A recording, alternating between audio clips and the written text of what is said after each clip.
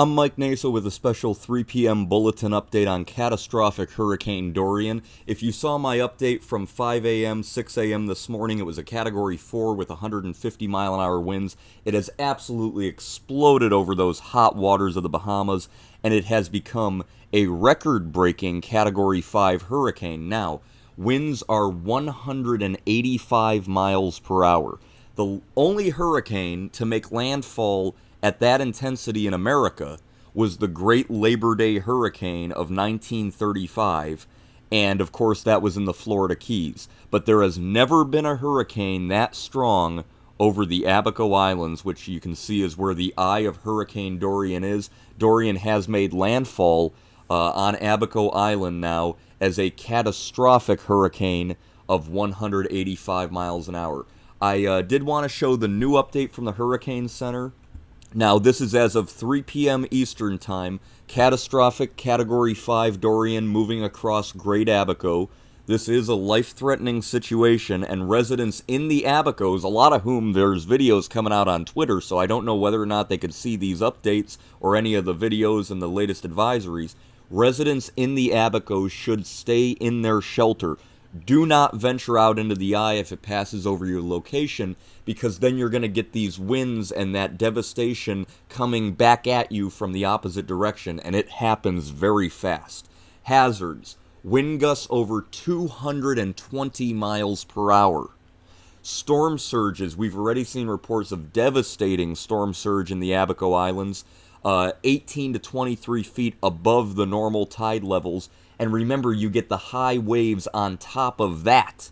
Now, these hazards will cause extreme destruction in the affected areas, and they will continue for several hours. As of 3 p.m., catastrophic Dorian was at 26.6 north, 77.2 west. That is over Great Abaco Island, 0 miles east of Great Abaco. It's on top of them. Winds 185 miles per hour. It's still moving west at 7, straight west. The pressure 910 millibars. Now, the 35 hurricane in the Keys, the pressure dropped to 892. Last year, Michael was a Category 5, not quite this strong in Florida, and it was 919. And Andrew was a Category 5 at 922. So when you've got Andrew at 922, Michael at 919 last year, you had the Great Hurricane of 35, Labor Day, 892. Dorian now at 910 is right in the ballpark of those historic hurricanes of 1935 and, of course, now 2019. And this is the strongest one on record in this area. Here's the long-range Miami radar going right out, and you can see there's the solid eye, beautiful eye wall of our 185 mile an hour hurricane. I'm telling you guys in Florida, if this doesn't make landfall, you are so lucky. You are so lucky. Had it not been for this troughiness that popped up over the Midwest Thursday, there would be a dominant ridge of high pressure, and we would have Dorian coming ashore probably right about now on the southeast coast of Florida. But it still could get so close, and some of the models still show a landfall.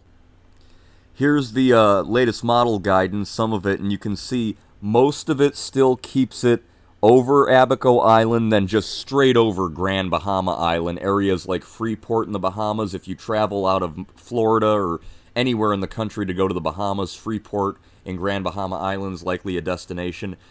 Dangerous Dorian's going to go right over it and then start that slow turn somewhere here to the north and the northeast, whether that's offshore or whether it actually comes ashore in Florida, Georgia, South Carolina, North Carolina.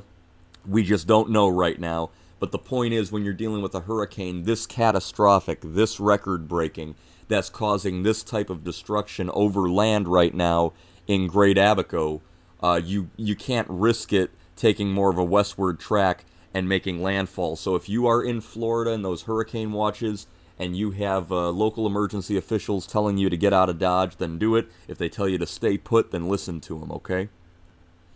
Here's the water vapor imagery, and this is about as well organized as any hurricane will ever get. There is no Category 6.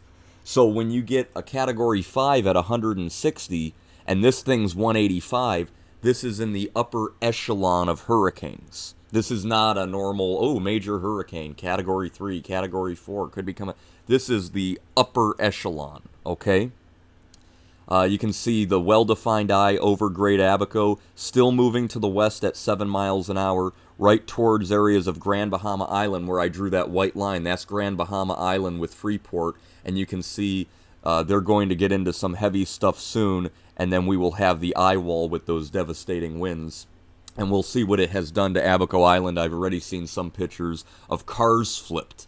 I mean, when you get violent tornado-type damage from hurricane winds, that means this ain't just a palm tree blowing in the wind, guys. Dorian means business, and Dorian's fury is pounding the Bahamas. There's the Florida coast, Cape Canaveral, right on down to Key Largo, and there's the eye wall of Dorian.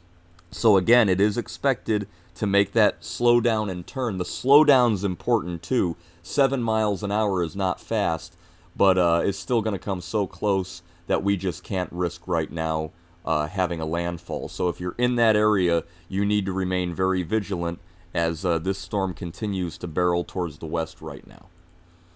So I'm Mike Naso from the IPR Tropical Video Update page, if I could say my name right.